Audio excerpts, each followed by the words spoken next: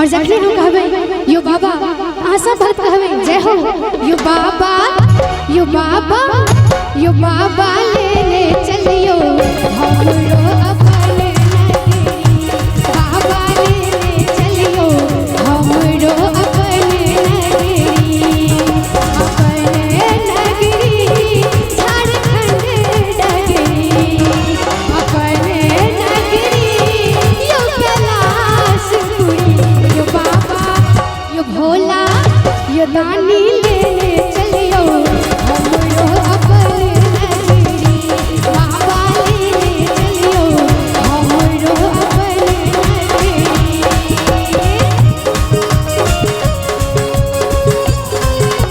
जय हो सब भगवान के साथ जय हो और मीठी ताली होनी चाहिए। ताली के साथ हर हर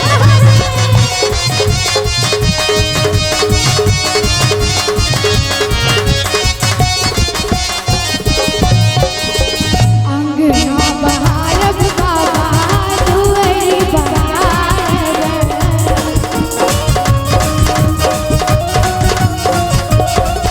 अंगना बहारब बाबा दुआरी बहारब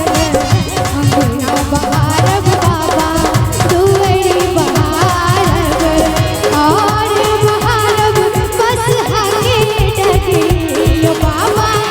और बहारब बस आगे डगे यो बाबा यो भोला यो दानी लेने चलियो हमरो अपने नगरी बाबा लेने चलियो हमरो अपने नगरी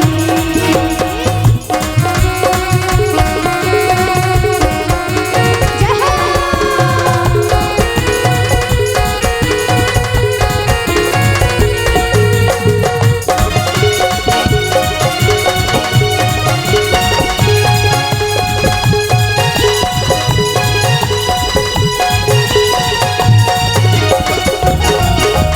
हर हर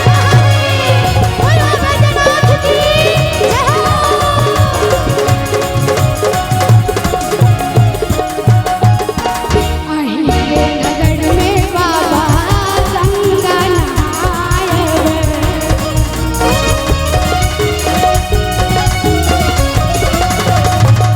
सब बाबा सब विनती करे कहबे अहीं के नगर में बाबा गंगा नहायब अहीं के नगर में बाबा गंगा नहायब जल भरना अब भरी गई बाबा जल भरना अब भरी गई यो बाबा यो दानी और एक बेर कहै छै अकाल मृत्यु हो मरे जो काम करे चंडाल का अकाल मृत्यु हो मरे जो कार्य करे चंडाल का और काल भी उसका क्या बिगाड़े जो भक्त हो जरा आप लोग बताइए भक्त हो महाकाल का बोले महाकाल की भगवती महादेव की और ऐसे ही सिर्फ मैं नहीं आप लोग भी बाबा को पुकारते हुए कहना है क्या जल भरना अब भरी गई बाबा जल भरना अब भरी गई यो बाबा यो भोला और जखन हम कहबे यो बाबा अहाँ से कहबे जय हो कहबे नहीं कि सिर्फ वीडियो करऽ के लेल छियै भक्ति करऽ के लेल छियै नहीं यो बाबा यो भोला यो दानी लेने चलियो हमरो अपने नगरी बाबा लेने चलियो हमरो अपने नगरी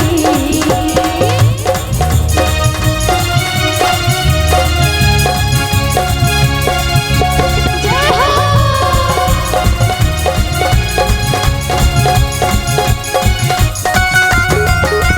हर हर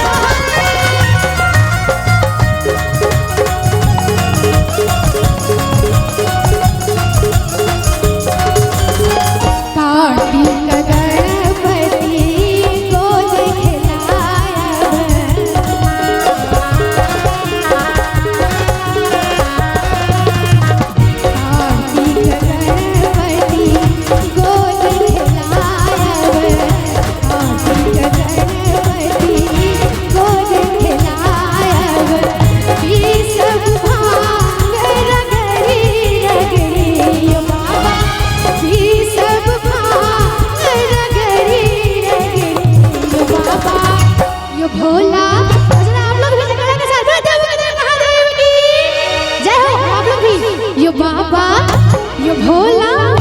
यो दानी लेने चलियो हमरो अपन नगरी बाबा लेने चलियो हमरो अपन नगरी झारखंड नगरी अपन नगरी यो कैलाशपुरी यो बाबा यो भोला यो दानी लेने चलियो हमरो अपन नगरी बाबा लेने चलियो हमरो अपन नगरी भोला लेने चलियो